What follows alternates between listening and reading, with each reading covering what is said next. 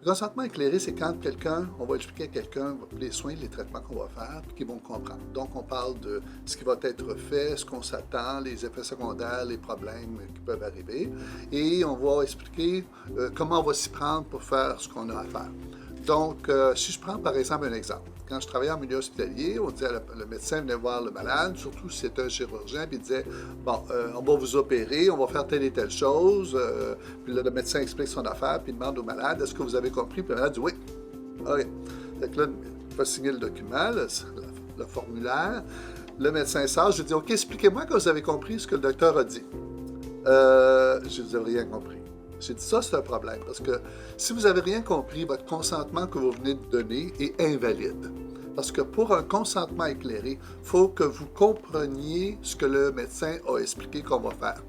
Donc, j'ai dit là, je vais vous expliquer ce que le médecin, parce que j'étais présent, je suis capable de vous expliquer ce que le médecin a dit. Si vous n'êtes pas d'accord, il faut que j'aille le chercher, parce que le consentement n'est pas valide, puis il ne pourra pas faire la chirurgie, par exemple. Donc, dans le consentement éclairé, on veut s'assurer que le malade comprenne ce qui sera fait et qu'il accepte ou qu'il refuse. Ou bien s'il n'a pas tout à fait compris, ben, ça prend peut-être des explications supplémentaires. Parce que moi, dans les soins de santé, dans les soins infirmiers, je fais la même chose. J'explique au malade, puis je m'attends à une réponse. Il y a des réponses qui sont non-verbales. Je dis, je vais prendre votre pression artérielle, il mélange son bras. Il consent à l'action ou l'intervention que je vais faire. Sinon, dans certains cas, je disais, est-ce que vous êtes d'accord? Est-ce qu'on va pour faire le traitement de votre plaie? C'est que là, s'il me dit rien, ben, je vais dire, est-ce que vous êtes d'accord ou vous n'êtes pas d'accord? Hein? Ça, c'est un consentement verbal, mais quand c'est un consentement écrit, il faut s'assurer absolument que le malade a compris. Et là, ce que je vois chez les francophones, souvent, ils vont dire, explique-moi en anglais, je comprends mieux en anglais. Et ça, j'ai vu ça souvent là, en milieu hospitalier et en soins de longue durée, mais surtout en milieu hospitalier.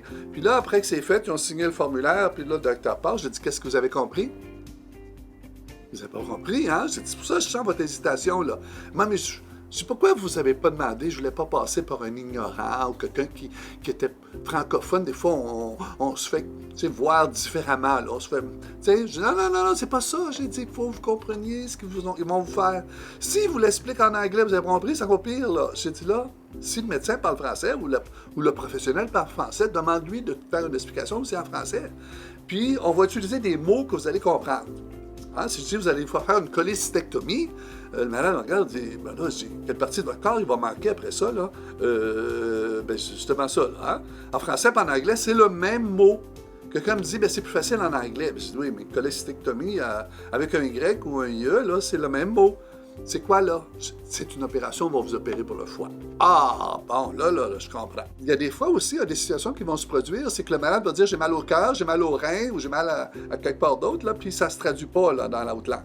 C'est que là, j'avais une collègue, à un moment donné, qui travaillait aux soins intensifs quand je travaillais à Timmins, puis elle me dit, oh, elle dit, my French is getting so good. Je dis, ah oui, ton français, il s'en vient bon. Elle dit, oui. Elle dit, j'ai eu un malade qui m'a dit qu'il avait mal au cœur, puis j'ai donné de la nitro, une pilule pour le cœur. Non, j'ai mal au cœur en français, c'est la nausée, là. C'est une gravole que tu donnes, c'est pas de la nitro. J'ai dit, j'espère qu'il y avait des problèmes cardiaques, là, parce que si c'était pas prescrit, là, il y aurait pu y avoir des complications à cette situation-là. Donc, il faut surveiller certains termes, puis aider nos collègues professionnels à interpréter certains messages, des fois qui sont pas clairs. Puis je dis aux malades, soyez clairs, là. J'ai mal au cœur, là, puis là, c'est pas pareil. Puis les mal au rein. Mal au rein aussi, ça arrive souvent. J'ai mal au rein. En anglais, tu ne dis pas sick to the kidneys, là. J'ai lower back pain.